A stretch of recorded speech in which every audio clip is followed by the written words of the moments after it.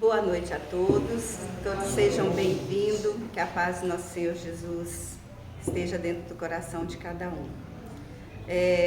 Para os nossos amigos internautas, vou dar uns recadinhos, né, que nós sempre frisamos das atividades aqui da nossa casa. Toda segunda-feira, das 20 às 21 horas, nós temos estudo online, estamos estudando Vinha de Luz. Quem quiser participar, fique à vontade, é só passar o contato que adicionamos no grupo. Presencial aqui na casa, no mesmo dia, na segunda, das 20 às 21, temos a evangelização das crianças com a tia Cláudia. Pode trazer as crianças, que ela assim, é excepcional. Uma tia que é verdadeira tia. Às terças-feiras nós temos estudo presencial aqui na casa, das 19h30 às 20h30, e logo após, fechado para os trabalhadores da casa, que nós temos a reunião mediúnica. Às quintas-feiras nós temos a reunião pública, que é de 20 às 21, que convidamos sempre palestrantes, amigos, não falo nem palestrantes, são amigos que vêm trazer para nós sobre a doutrina, conhecimentos, que vamos adquirindo ao longo do tempo. Temos a biblioteca, está aqui nos fundos, não dá para ver, mas tem uma biblioteca bem expressiva, com bastante exemplares, doutrinários, de estudos, também podem ficar à vontade para quem deseja acrescentar o conhecimento. Dito isso, nós lemos uma lição do livro Vida Feliz, psicografado por Divaldo Franco, ditado pelo Espírito Joana de Ângeles. E hoje vem trazer para nós a seguinte mensagem: não obstante o relacionamento afetivo e social que mantém, os testemunhos que te dimensionaram em outra posição fazem-se sempre sem condições de surpresa, colhendo as pessoas a sós. Os afetos, os amigos, os companheiros poderão partilhar-te as dores, porém a tua será sempre uma cruz pessoal. Nem poderia ser diferente. O amparo da justiça divina, cada homem resgata de acordo com a dívida e cresce conforme a circunstância em que se delinquiu. Equipa-te de paz e fé, preparando-te para a ascensão que te impõe inevitável. Para refletirmos e colocarmos em prática. Vamos fechar os nossos olhos para nós fazermos a oração inicial, pedindo a bênção do nosso Pai Criador, amoroso, o amor de Jesus, que toca nos corações de cada irmão aqui presente, aos desencarnados, que também são trazidos para acompanhar, para aprender sobre essa doutrina maravilhosa, que a cada dia nos surpreende, que nossa tela mental, nossos conhecimentos vão se abrindo, para que nós possamos melhorar, para que nós possamos desenvolver e aprender qual o motivo que nós estamos aqui neste planeta tão maravilhoso. Jesus amigo, pedimos a tua proteção para a nossa irmã Amanda, que vem até nós com o estudo que ela fez com muito amor e carinho. Que a espiritualidade amiga abraça a ela e todos nós que iremos absorver esses ensinamentos. Que Jesus ampare e proteja cada um. Que assim seja. Graças a Deus, graças a Jesus, graças a Maria Santíssima.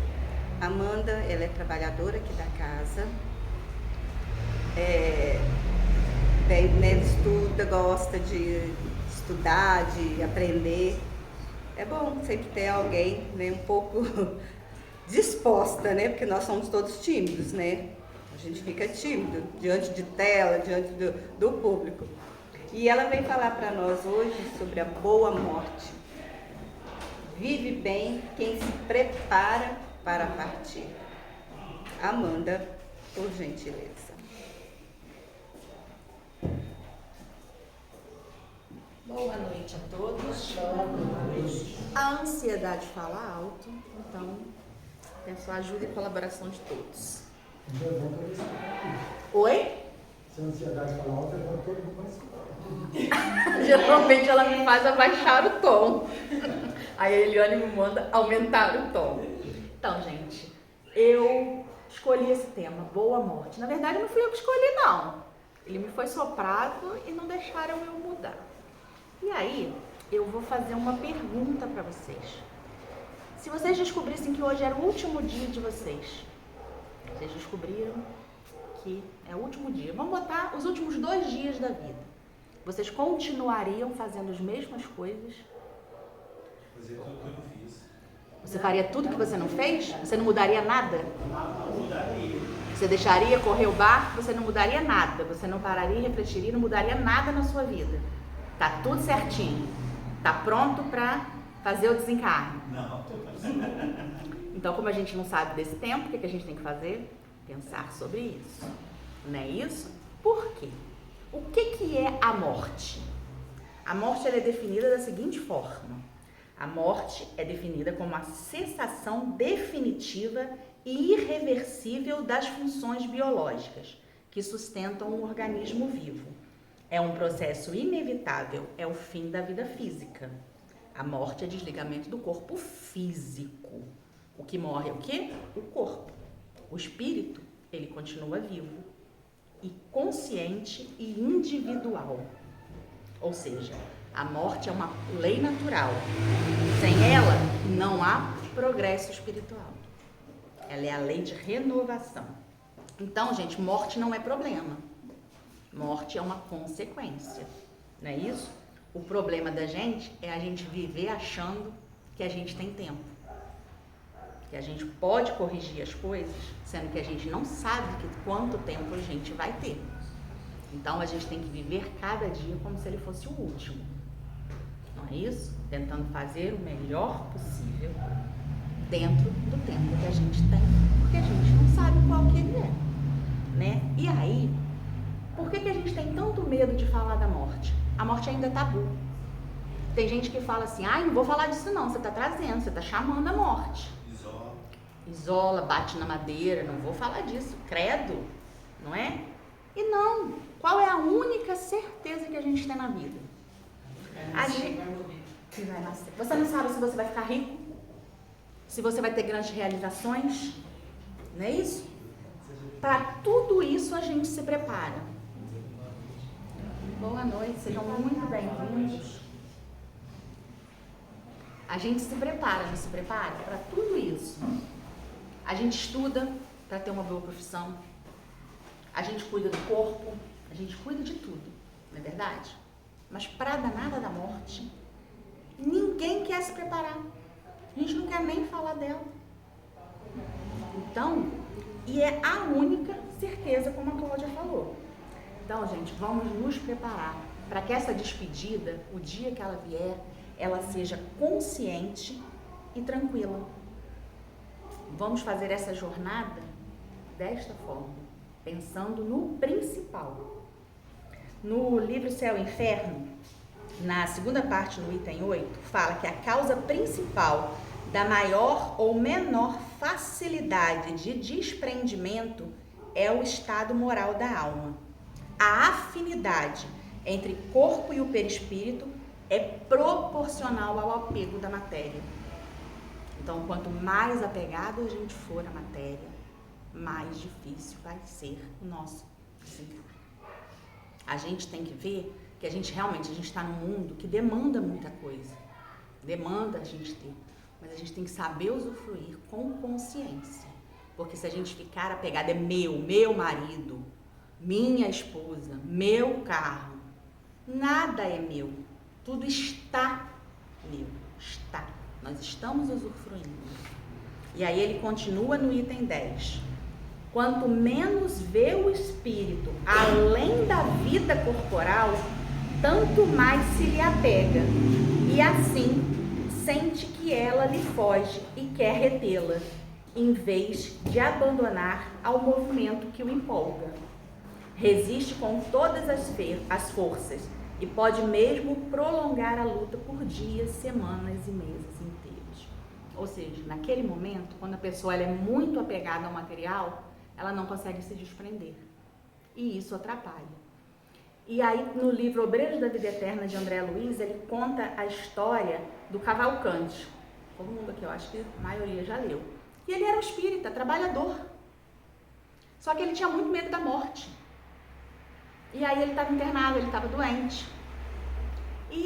Mas ele estava tão apegado ao corpo, e ele não tinha família, ele não tinha pessoas por ele, que o médico resolveu praticar a eutanásia e aplicou uma medicação nele. E aí o que aconteceu? Cessaram essas funções vitais do corpo. Mas ele ficou tão apegado à matéria, porque ele achava que ainda tinha coisas que ele tinha que resolver, que levaram 20 horas para que o desligamento dele fosse feito.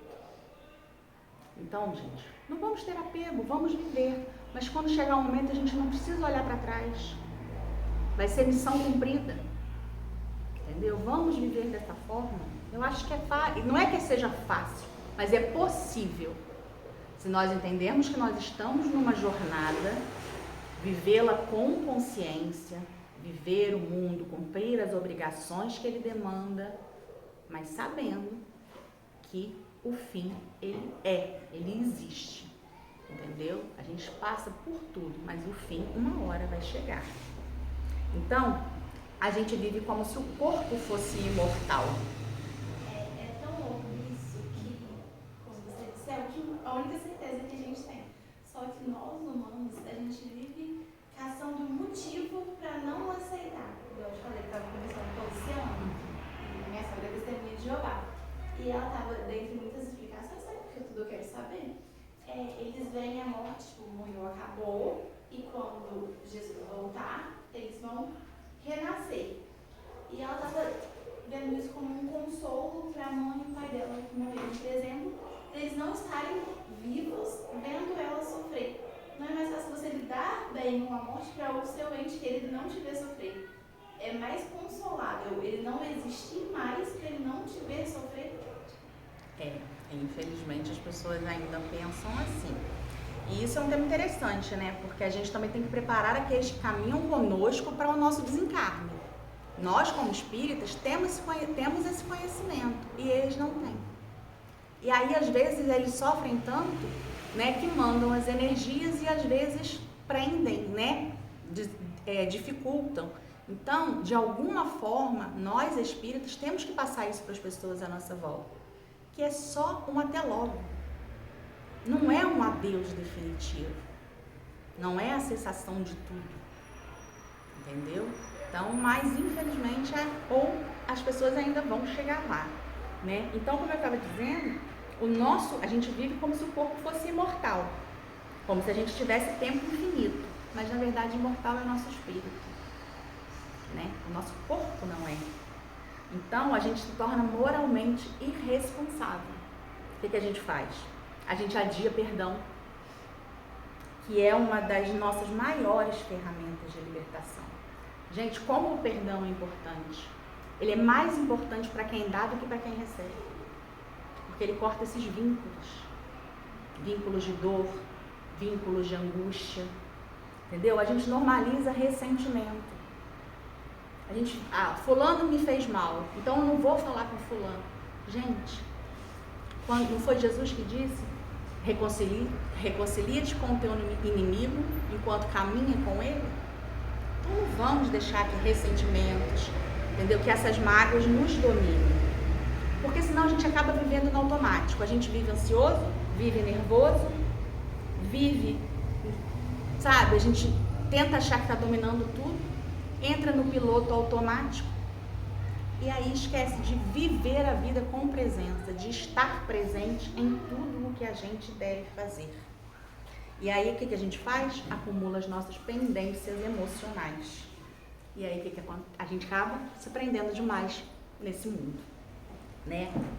E aí, quando chegar a hora da nossa partida, não adianta achar que vai partir em paz. Porque se a gente não cultivou a paz aqui, como que a gente vai querer levar a paz conosco? Entendeu?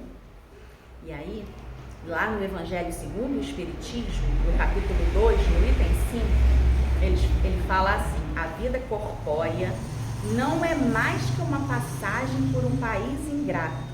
A vida espiritual é o destino. E eu acho que a gente inverte. Eu acho que a gente vive como se isso aqui fosse tudo de bom.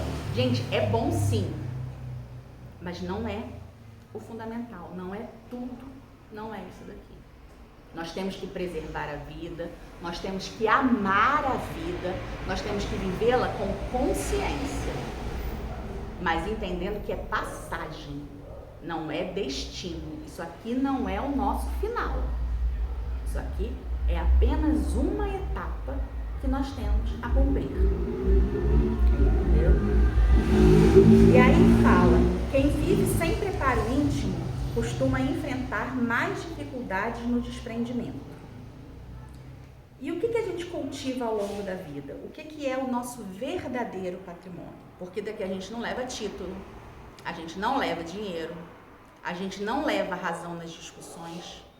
Eu vou confessar, eu era uma pessoa que tinha que vencer todas as discussões. Se não fosse eu a ter a palavra final, o negócio não estava bom. E aí eu entendi. A polícia não veio me prender não, né? Né? Não foi? Foi só eu falar que eu queria ter razão. Tá vendo? Viu? Então, eu entendi que não, gente. A gente não tem a razão de tudo. A gente não sabe tudo. As pessoas podem ter opiniões diferentes da nossa, sim. E tá tudo bem. Faz parte. Faz parte da nossa evolução. É para isso. É o Estado que fala, né? Que às vezes é muito melhor ter paz do que ter razão. E outra coisa, nós somos colocados pela espiritualidade exatamente com pessoas diferentes, com pessoas com pensamentos diferentes. Porque se fosse todo mundo igual, qual seria a evolução? Não é? O que você compartilha com a gente? Seria bem mais fácil. Seria mais fácil, mas no momento em que nós nos encontramos no mundo de provas e expiações, a gente não estaria sendo posto à prova. Logo, não evoluiríamos. É aprendizado. Se tiver tudo bem, a evolução vai bem devagar. A passos de formiguinha. Nunca vou esquecer disso. A passos de formiguinha. A gente só é testado quando? Quando a gente é posto à prova. Se tá tudo lindo, tá tudo maravilhoso, a gente se acomoda. De nada, já te testei muito nessa vida. E aí a gente não evolui. Então a gente tem que entender isso, que as provas são postas para que a gente evolua. Basta que nós saibamos observar e entender dessa forma, e não como punição. Porque não é punição. Tudo está o quê? Nos olhos de quem vê. Então, tenhamos bons olhos para enxergar as coisas que se colocam. E aí, gente, se torna mais fácil, mais suave. O jugo se torna mais leve se nós observarmos as coisas que nos são postas, entendeu? Como aprendizado.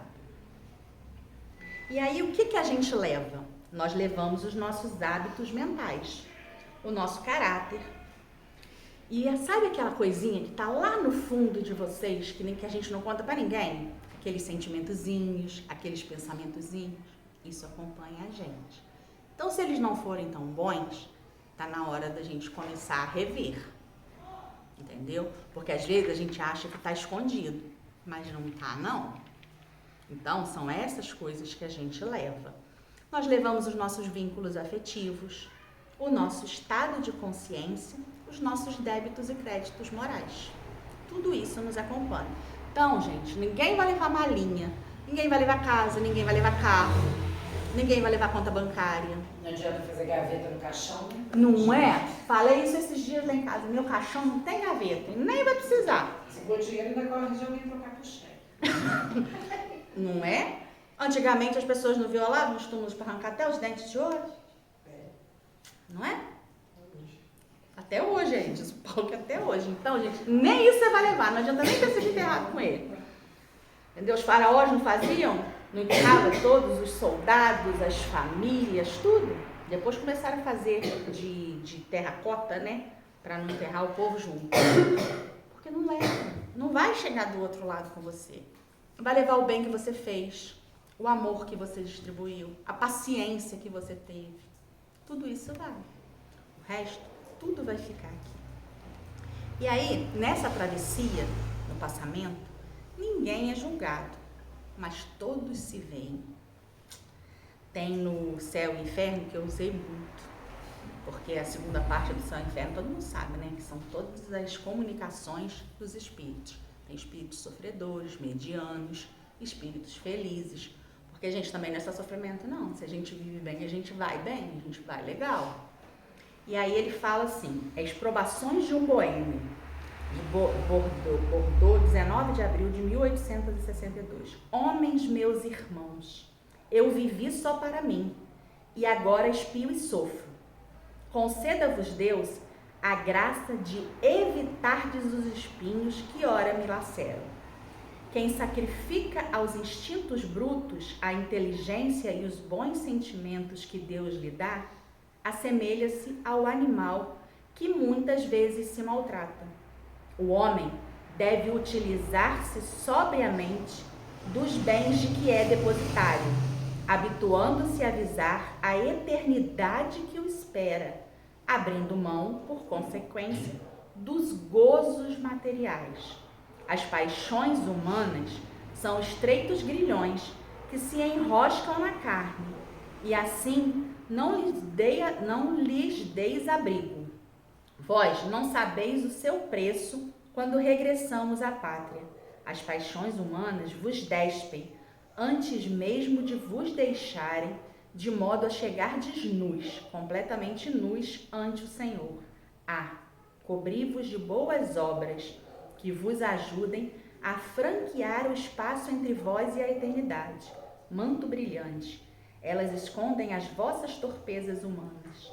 Envolvei-os na caridade e no amor, vestes divinas que duram eternamente. É só isso que a gente vai levar, todo o bem feito, todo o amor.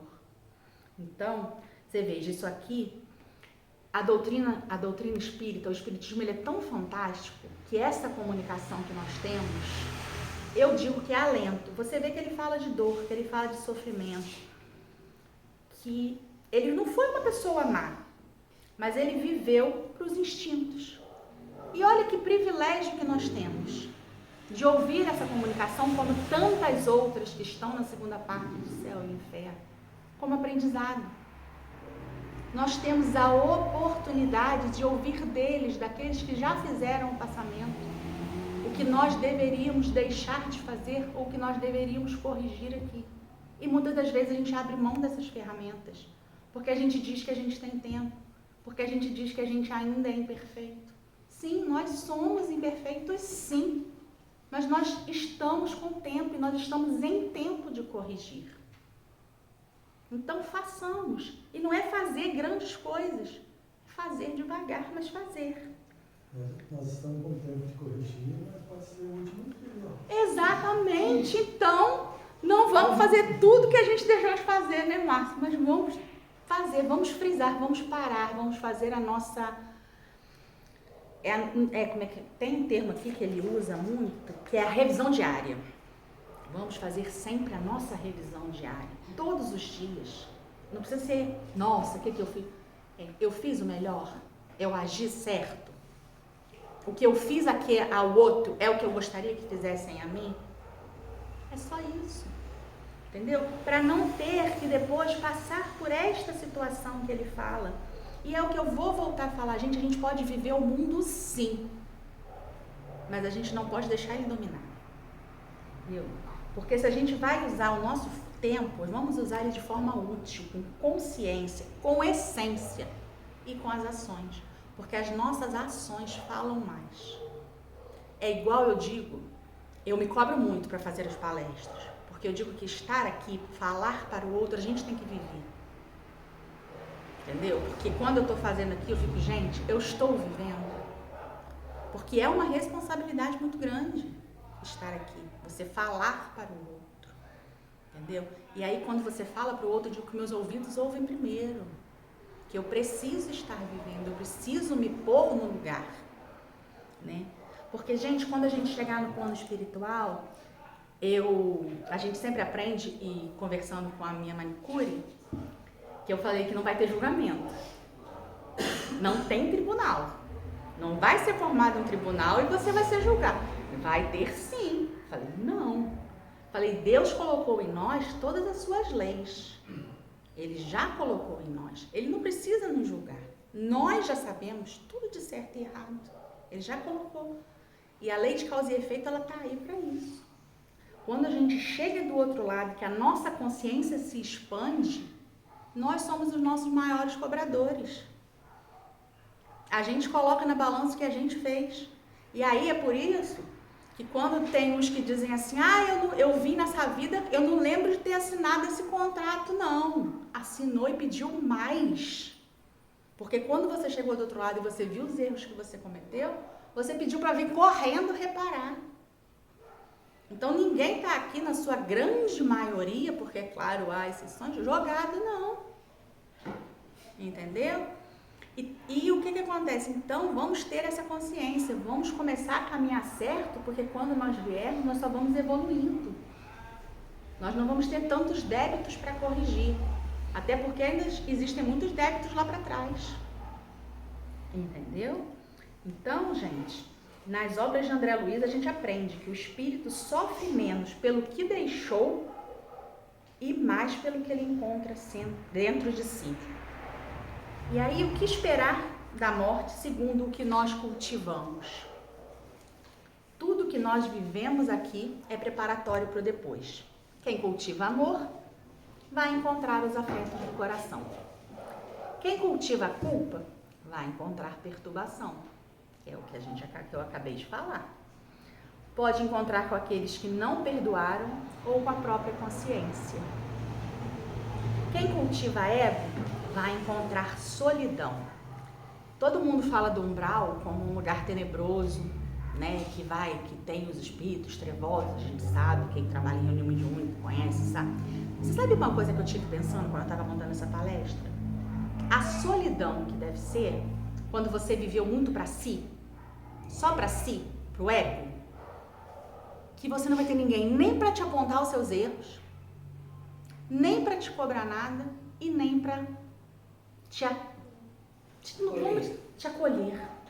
Você imagina você passar por um lugar e você não tem ninguém, nada, porque o seu ego era tanto que você não cultivou nem amigos nem inimigos. Isso também é complexo. A gente não vê muita gente que vive só para si. Lá no Céu e Inferno também tem uma passagem de um pai que vivia assim e perdeu a filha. E depois ele chegou no umbral e se sentiu muito sozinho, exatamente por isso, porque ele não cultivou nem afetos e nem desafetos. Então vamos também pensar sobre isso. E quem cultiva consciência encontra lucidez, consegue fazer essa transposição e chegar lá, vai saber que errou, porque errar, gente, a gente erra sim. A gente só tem que ter consciência do erro e buscar corrigir. Ninguém aqui ainda é santo, ninguém aqui ainda é perfeito e Jesus realmente, ele não espera. Na verdade, eu digo que ele espera. A gente é que ainda não se encontra em condições de alcançar esta perfeição no momento, né? E aí, no livro Pensamento e Vida, no capítulo 29, que também leva o título Morte, a morte nos confere a certidão das experiências repetidas a que nos adaptamos, de vez que cada espírito se transforma naquilo que imagina. É deste modo que ela, a morte, extrai a soma do nosso conteúdo mental, compelindo-nos a viver transitoriamente dentro dele. Se esse conteúdo é o bem, teremos a nossa parcela de céu, correspondente ao melhor da construção que efetuamos em nós. E se esse conteúdo é o mal, estaremos necessariamente detidos na parcela de inferno que corresponda aos males da nossa autoria, até que se extinga o inferno de purgação merecida. criados por nós mesmos, na intimidade da nossa consciência. Ou seja, céu e inferno está onde? Dentro de nós. Ninguém fica esperando que, eu vou chegar lá, vou encontrar o céu, eu vou chegar lá, vou encontrar o inferno. Nós é que mentalizamos e nós é que fazemos esse céu e inferno. Então, o bem que nós fizermos, se nós vivermos bem, teremos a nossa parcela de céu. Mas se também não o fizermos, teremos a nossa dita parcela de inferno. Então, fale. Se a gente viver meio inferno e meio céu, qual lado não ficar lá? Não quer? Olha a pergunta. Paulo e suas perguntas. Então, olha Tem só. o meio termo. Não existe meio termo. A misericórdia divina, ela é fantástica. Mas as leis de causa e efeito e as leis de Deus que estão gravadas em nós, você responde a sua pergunta. Você acha que ela te dá o direito disso? De meio termo? Porque olha só, eu vivi aqui, eu não fiz o mal, mas você fez o bem? O mal não fiz o bem também, né? E não fazer o bem é o quê? São as férias. Entendeu? Não fazer o bem. 18 anos, 18. Então, gente, boa morte. Foca no bem. Foca no bem, vamos só no bem. Boa morte é consequência de boa vida. E o que é a boa vida? Coerência entre pensamento, sentimento e ação. Responsabilidade emocional. Eu digo que essa é uma das partes mais difíceis, porque fazer o certo é difícil e complicado. Não é isso? Escorregar é mais fácil. Se deixar levar é mais fácil. Mas quando a sua consciência começa, é difícil. Mas é possível.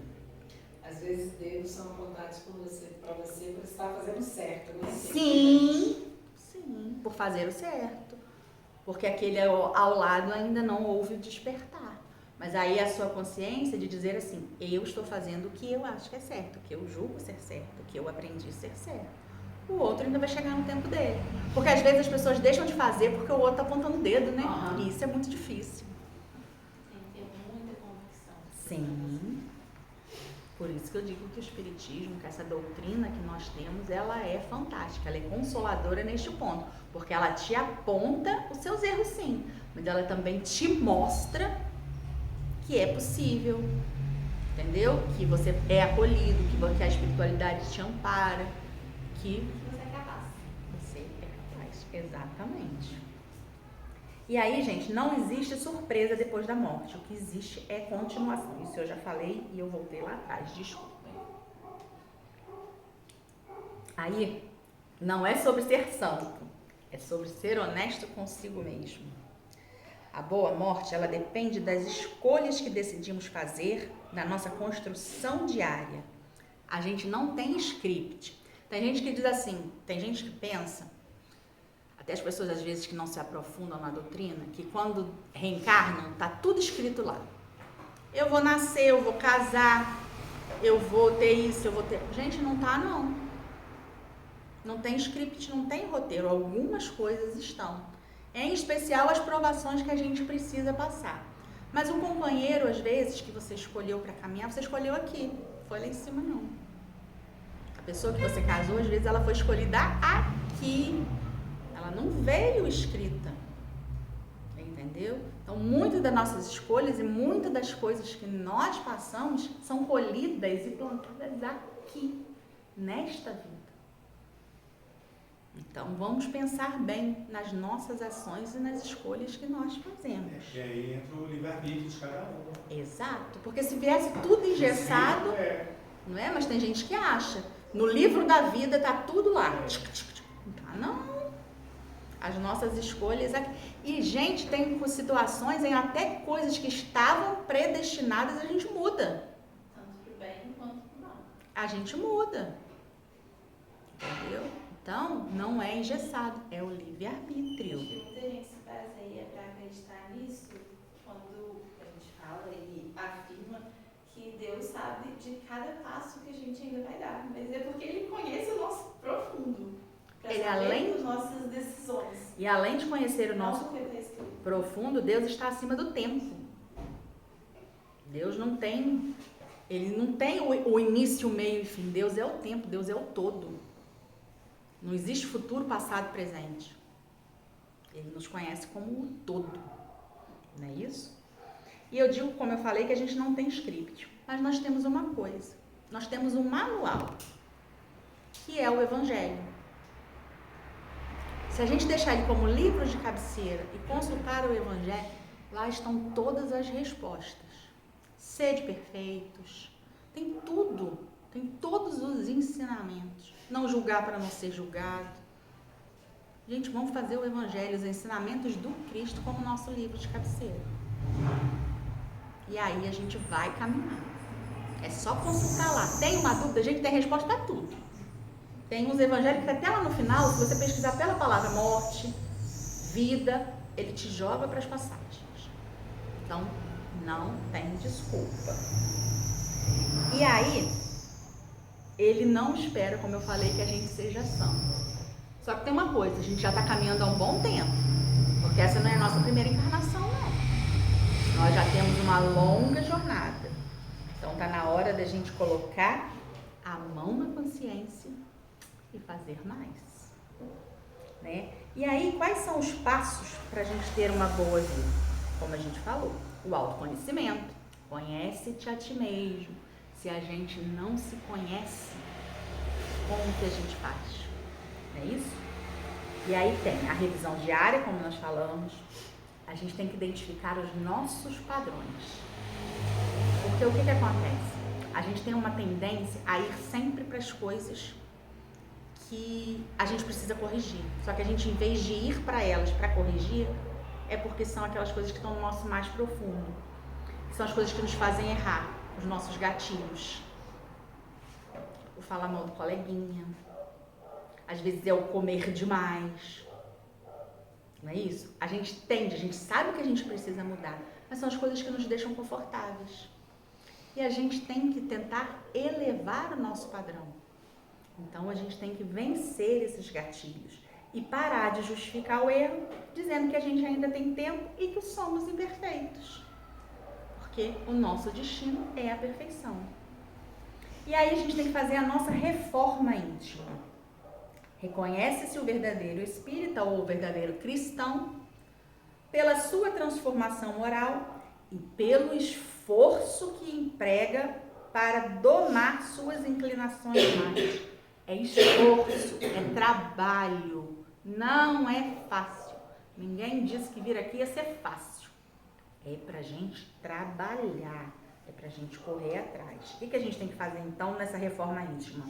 Trocar reação por reflexão, reduzir a nossa impulsividade, pensar antes de agir, de falar. Porque às vezes, né, depois que vai, é difícil corrigir. E aí a gente cria certas inimizades ou certos sentimentos no outro que não precisavam ter sido criados. Porque a gente não parou 3 segundos para pensar antes de fazer ou antes de falar. É trabalhar os nossos defeitos. Gente, a gente não precisa melhorar tudo, mas a gente precisa melhorar alguma coisa. Faz a danada da listinha. Escreve lá tudo que você acha que você precisa corrigir. Alguma coisa a gente tem que corrigir. Todo mundo pode dizer assim, eu não tenho nada. Tem, alguma coisinha tem. Pega aquelas 2 menorzinhas, comece a trabalhar nelas. Comece a trabalhar nelas. Pelo menos se dedique àquilo. Porque uma hora vai. É difícil. Você vai errar, você vai levantar, você vai cair, mas você vai fazer. Entendeu? Isso é a reforma íntima. Temos que ter responsabilidade espiritual. Cada um é responsável por suas ações. Nós temos que assumir as escolhas, trabalhar o desapego, porque tudo que a gente se apega demais prende a gente aqui. E aí, a lei de causa e efeito ensina que a gente escreve a nossa história aqui e do outro lado. Então, vamos parar de viver como vítimas. Vamos assumir o papel de protagonista da nossa vida. E aí, o exercício do perdão, como a gente falou lá atrás. O perdão das ofensas é condição essencial para a felicidade. Está lá no Evangelho, no capítulo 10. Se eu não me engano, o capítulo 10 é o Sede Perfeitos. E perdoar, gente, perdoar não é concordar. Perdoar não tem nada a ver com concordar. É parar de se envenenar. É soltar o vínculo emocional que fazemos com aqueles que julgamos ter nos magoado. Porque a gente julga que o outro nos magoou. Porque o outro só faz com a gente aquilo que a gente permite. Se o outro nos magoa, se o outro nos fere, é porque a gente permitiu. Porque se a gente entender que às vezes a situação que ele encontra ou o sentimento que ele não tá numa hora boa, se a gente conseguir relevar, a gente consegue perdoar. Resolver as pendências e parar de adiar conversas necessárias. Às vezes a gente fala assim, eu tinha que falar isso, mas não vou falar não. E conversa necessária não é briga. É às vezes chegar para aquela pessoa que você acha que te magoou ou que te magoou. Falar, olha fulano, você fez isso, eu não gostei. Tem como a gente consertar? Porque se a gente ficar adiando, essas coisas depois podem acabar voltando. Às vezes a pessoa nem sabe que fez alguma coisa, você fica remoendo aquilo. E exatamente. Esse negócio da mágoa, como qualquer outra coisa que a pessoa possa nos fazer, você falou no início que a gente sempre procura um culpado. Sim. A gente se magoa o que quer. Porque a gente permite que o outro nos magoe. A gente só decepciona porque Não, tem eu quero dizer expectativas. assim, eu penso o seguinte, ninguém tem capacidade de magoar, confundir e machucar a ninguém. Aconteça o que acontecer, se você continuar bem, em sua paz, né? Sim. Na sua tranquilidade, se você já aprendeu a perdoar, passou. A pessoa falou ali, te ofendeu, fez qualquer coisa, você sai dali a mesma pessoa que você é. Você sabe que você não é aqui, você sabe que você não fez. Você tem razão, você vai discutir igual que Mas faz. às vezes também, se a pessoa ainda não chegou nesse ponto, pelo menos chega e fala, olha fulano, foi dessa forma, aconteceu isso, eu não gostei. Tem como a gente corrigir? Pelo menos você tentou. Eu acho que isso dá um atenuante. Porque tem pessoas que ainda não chegaram no nível de não se sentirem dessa forma, né? Porque aí a gente aprende que a gente guardar mágoa é escolher sofrer de novo sozinho. Porque foi como ela falou. Às vezes o outro nem sabe, que nem atinou porque ele fez.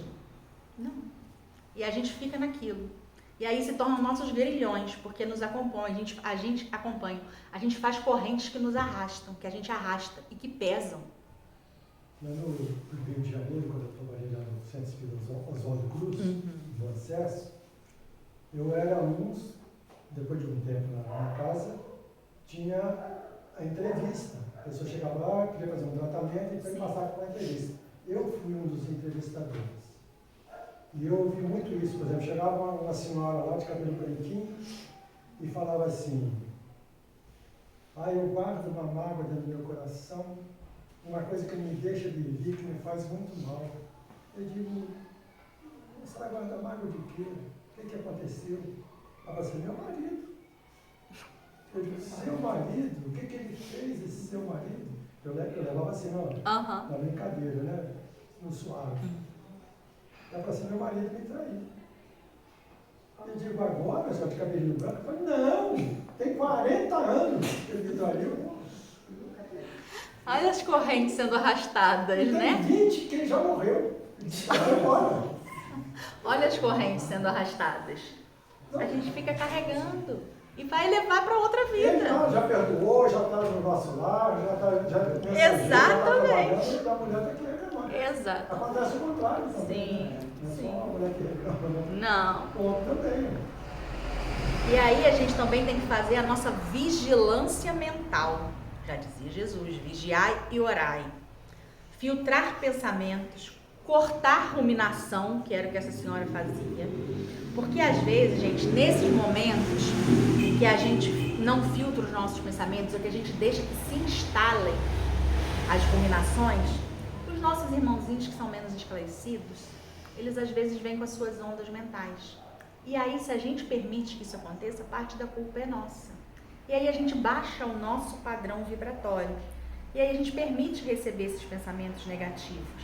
E aí a gente fica naquilo. Então, em vez da gente deixar que isso aconteça, vamos orar mais, vamos pedir mais inspiração, vamos nos libertar dessas amarras que a gente coloca na gente mesmo. E aí a gente substituir também a reclamação por ação. Em vez de ficar só reclamando, procurar fazer o bem, procurar se ater às coisas boas. Porque se a gente procura uma obra para ajudar, se a gente procura alguma coisa de bom para fazer, a gente não dá tempo para reclamação ficar se instalando, com o tempo aquilo se torna rotina. A gente começa a ver as coisas boas, entendeu? A gente começa a cultivar bons pensamentos, a gastar a nossa energia no que nos convém. Porque, gente, reclamação derruba qualquer ser humano. A gente fica só reclamando, as dores vêm, diz que não é. Quem tem fibromialgia sabe. Você trava tudo que você começa, acabou, gente. Então vamos agir, não reclamar. Sua mente é o ambiente onde você já está vivendo, inclusive no pós-morte. E aí vamos praticar a caridade real, porque fora dela não há salvação. Isso aí, viu? Paciência dentro de casa. Quem aqui tem? Eu não. Você tem? Um pouquinho? Paciência dentro de casa. A gente menos tem paciência. Nosso cadinho purificador, né, gente? A nossa casa, se a gente não consegue resolver dentro de casa, como é que a gente resolve fora? Ser bonzinho com os de fora? Não, é dentro de casa. É lá que a gente precisa corrigir. A espiritualidade, a misericórdia de Deus é tão divina que ela coloca conosco os nossos desafetos, as pessoas que a gente prejudicou, para que a gente possa se corrigir. Então, e ter paciência. Escuta sem julgamento. Quem aqui consegue escutar o outro sem julgar? Oi? Coloca água na boca, anda com a garrafinha. O problema é que Deus ouve pensamento também. Entendeu? É difícil. Escuta sem julgamento. Gente, são esses gestos que a gente tem que fazer. Isso é caridade real. A caridade real não é o quanto você dá, é como você trata os outros e trata a vida que te foi ofertada. Isso é caridade real. E a aceitação ativa da vida. E aí é o que eu falei lá, que as provas, elas têm por fim exercitar a inteligência. E eu digo que é emocional principalmente. E a paciência. Não é isso? Isso que é aceitar a vida, como eu falei, aceitar as provas, aceitar as dificuldades que se colocam em nosso caminho, porque são elas que nos ajudam a evoluir. Senão, como o Luiz Antônio falou, se nós não temos provações, se nós não temos as dificuldades, a gente relaxa e aí a nossa evolução se torna lenta. Ninguém involui, mas a gente pode parar, a gente pode dar uma estagnada. Todo mundo fala que perdoar é uma das coisas mais difíceis que existe. É porque todo mundo pensa que o perdão é para ser dado ao outro. O perdão é nosso. Você tem que se perdoar. Se perdoar. É o auto-perdão. Se perdoar é muito mais fácil. Então, a pessoa falou para você um monte de coisa lá.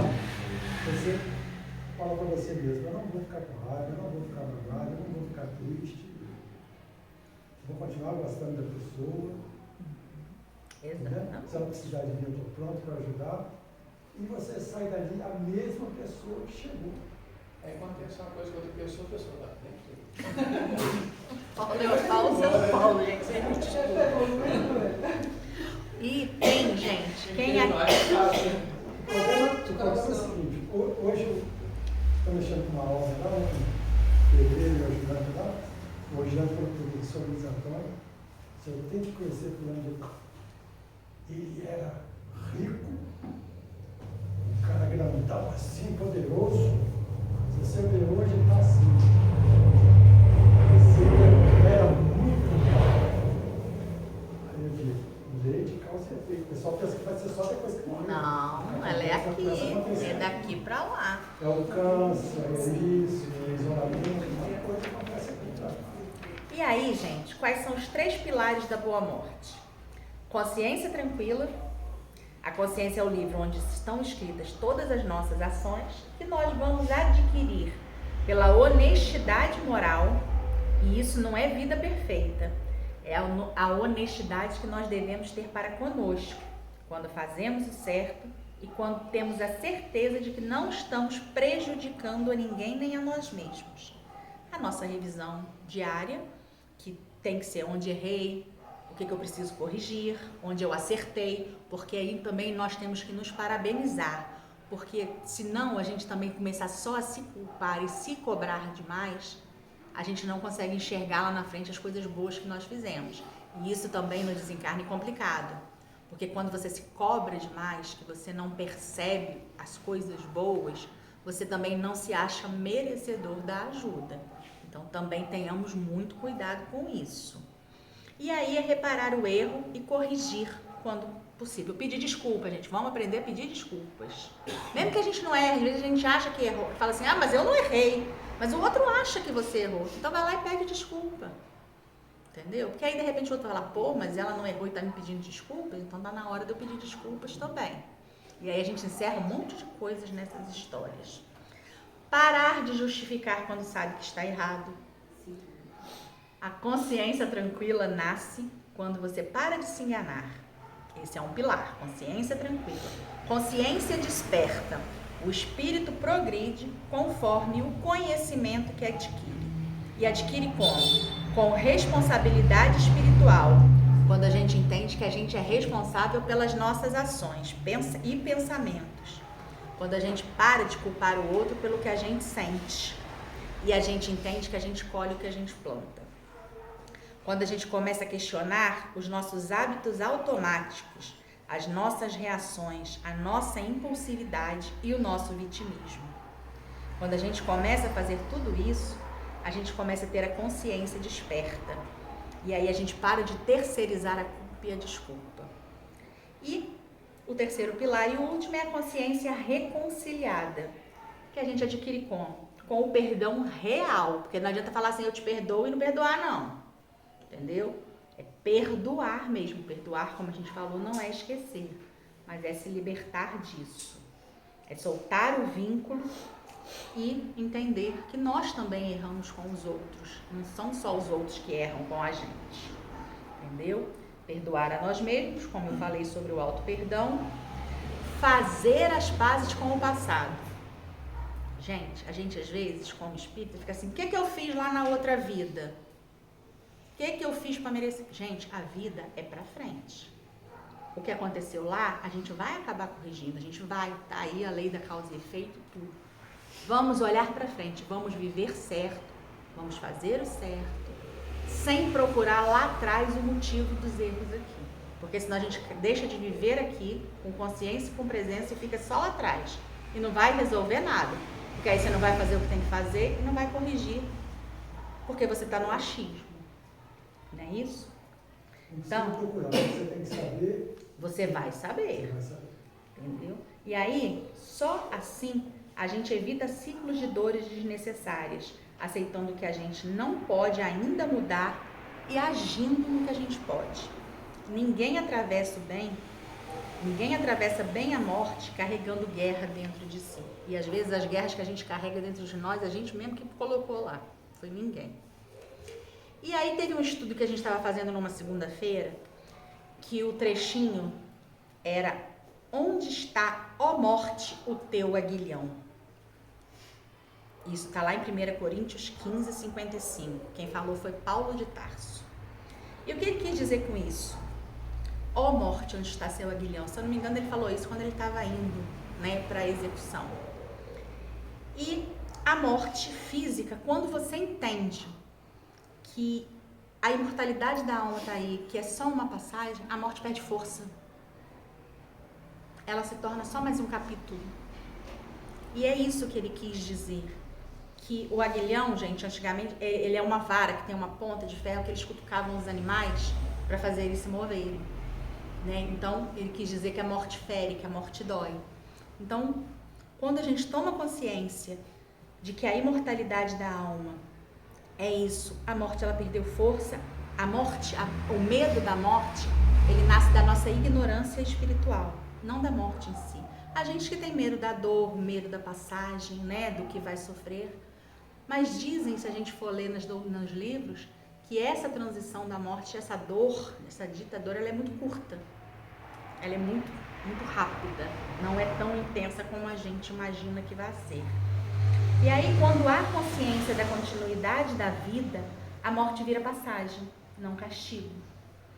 Quando o aguilhão ele é desfeito, porque o aguilhão é o medo, a culpa, o apego material, quando a gente vive com a consciência tranquila, com a consciência desperta, a morte, ela perde essa força, ela não fere e a gente não vai chegar nela mal resolvido. E aí, a boa morte, ela não acontece só no fim da vida, ela acontece na forma que a gente vive, nas escolhas que nós fazemos. Ela não se pede, ela se constrói. E, gente, boa morte não é morrer dormindo, não é morrer sem dor, é construindo ela diariamente, porque no fim da vida a gente só leva o que a gente juntou. A gente não leva, desculpa, o que a gente juntou, a gente só leva o que a gente se tornou, o que a gente juntou de bom, o que a gente juntou de melhor. De pouquinho em pouquinho a gente chega lá. Eu agradeço. Fale. Eu já sei o que eu vou falar assim que eu morrer. O quê? Cheguei. Chegou? Cheguei, Brasil. Brasil, cheguei mundo, cheguei pátria. É. Né? Eu agradeço demais a atenção de vocês. Peço desculpa pelo nervosismo. Deixa eu só fazer uma pergunta Até para o duas. público. A Amanda chegou aqui, essa segunda conversa que ela vai ter com o Chico, que ia ser a última. Quem acha que ela deve fazer mais? Tá bom.